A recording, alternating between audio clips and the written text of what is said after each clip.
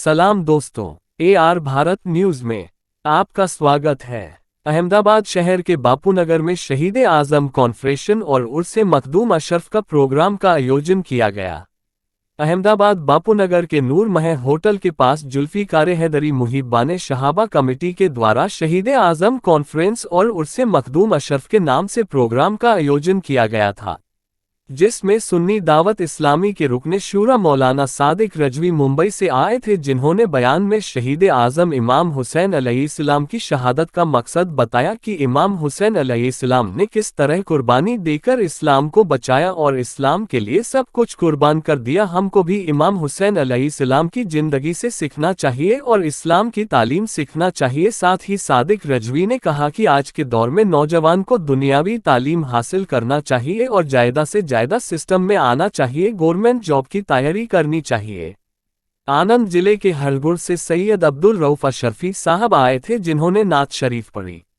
मुंबई से सुन्नी दावत इस्लामी के मुबल्लिगे मौलाना यूनुस रजवी ने कहा कि आज के नौजवान को नशे की लत से दूर होना चाहिए, नशा इंसान को बर्बाद कर देता है।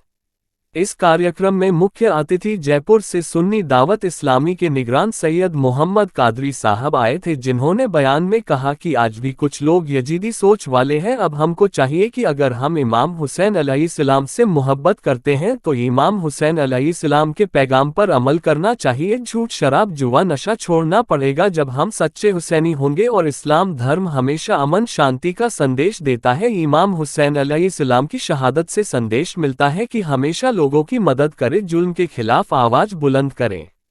इस कार्यक्रम में मुख्य अतिथि जयपुर से सुन्नी दावत इस्लामी के निगरान सैयद मोहम्मद कादरी साहब, मुंबई से सुन्नी दावत इस्लामी के रुकने शूरा मौलाना सादिक रजवी साहब मुबल्लिगे सुन्नी दावत इस्लामी मुंबई मौलाना यूनुस रजवी साहब मुबल्लिगे सुन्नी दावत इस्लामी जयपुर कारी शकील अशरफी साहब मुबल्लिगे सुन्नी दावत इस्लामी हरगुड़ आनंद से सैयद अब्दुल रऊफ अशरफी साहब तशरीफ लाए थे। बापूनगर के सभी मस्जिद इमाम कार्यक्रम में शामिल हुए थे। हाफिज सुलेमान अशरफी साहब, हाफिज एजाज अशरफी साहब, हाफिज जुबैर साहब, मौलाना नदीम रजवी साहब शामिल हुए। जुल्फिकार हैदरी मुहिब्बाने शहाबा कमेटी मेंबर मोहम्मद हुसैन अंसारी साहब, रिजवान अंसारी साहब, इम्तियाज अंसारी साहब, आज़ाद कुरैशी साहब, सरफराज शेख साहब, राशिद अंसारी साहब और सभी कमेटी मेंबर ने कार्यक्रम में बढ़ चढ़कर हिस्सा लिया और कार्यक्रम को सफल किया। इस कार्यक्रम में विस्तार के सभी आगीवान शामिल हुए, जिसमें मकबूल हुसैन साहब, जावेद रजवी साहब, अमीन शेख साहब, मुनव्वर हुसैन शेख साहब, जमील भाई, नूर महल होटल वाले, ईद मिलाद कमेटी के अध्यक्ष मुद्दसर सैयद साहब, कलीम उस्ताद साहब हाजिर थे। लेटेस्ट न्यूज देखने के लिए हमारी चैनल AR भारत न्यूज को सब्सक्राइब करें। खबर, विज्ञापन एवं इंटरव्यू के लिए व्हाट्सएप मैसेज करें। रिपोर्टर सैयद कमालुद्दीन के साथ AR भारत न्यूज की रिपोर्ट, अहमदाबाद। आपका नाम और तारुफ बताइए। जी, मेरा नाम मोहम्मद सादिक रजवी है। मैं आलमी तहरीक सुन्नी दावत इस्लामी का अपने शुरा हूँ। मुंबई से आया हूँ आज के प्रोग्राम में शिरकत के लिए। आज जो अहमदाबाद में जश्न शहीद आजम मखदूमी कॉन्फ्रेंस मुनाकिद की गई है, उसके ताल्लुक में आपका यहाँ आना और क्या पैगाम देना चाहेंगे आप तमाम लोगों को? देखिए, ऐसा है कि वक्त के साथ साथ मुस्लिम मुआशरे में बहुत तरह तरह की बुराइयां फैलती चली जा रही हैं और ख़ास तौर पर नौजवान लड़के लड़कियां जो हैं वो तेज़ी के साथ बुराई की तरफ बढ़ रहे हैं। तो हमारे जलसों का असल मकसद जो होता है वो यही होता है, चाहे वो 12वीं शरीफ का हो जलसा, चाहे वो 11वीं शरीफ का हो, चाहे वो शोदाए करबला के नाम पर मुनक़िद किया जाए, चाहे बुज़ुर्गान दीन के नाम पर मुनक़िद किया जाए।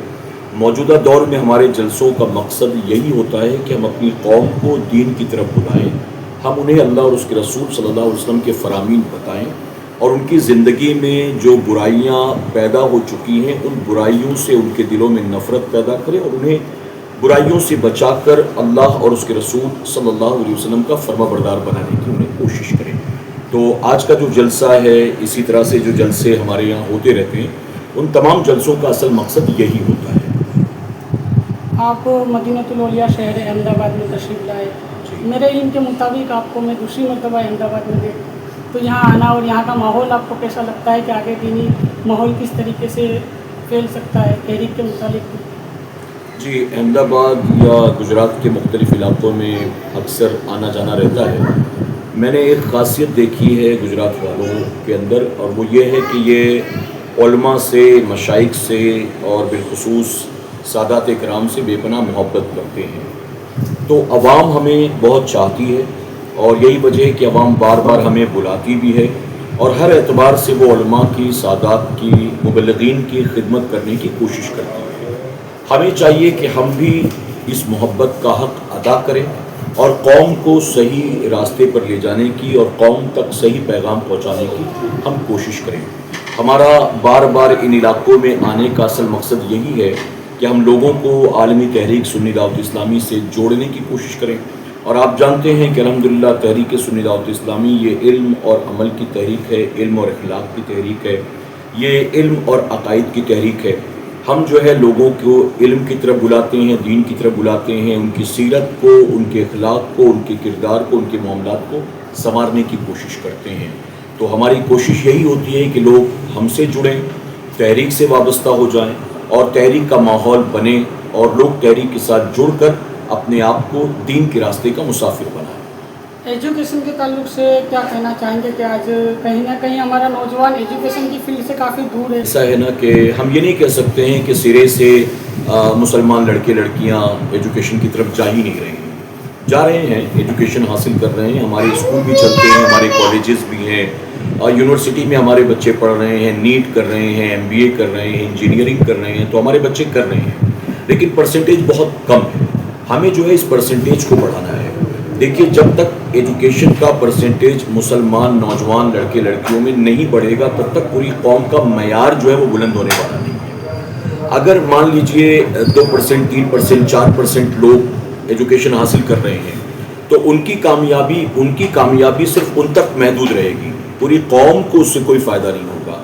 آپ آج جا کر دیکھیں، بڑے بڑے گورنمنٹ ہاسپٹلس میں آپ دیکھ لیں، آپ آفیسز میں آپ جا کر دیکھ لیں، آپ کو کہیں بھی بڑی پوسٹ پر شاید ہی کہیں کوئی مسلمان مل جائے. آپ بینکنگ سیکٹر میں جا کر دیکھ لیں، کارپوریٹس میں جا کر دیکھ لیں، تو موجودہ دور میں یہاں پر مسلمانوں کے پرسنٹیج جو ہے وہ نہ کے برابر ہے.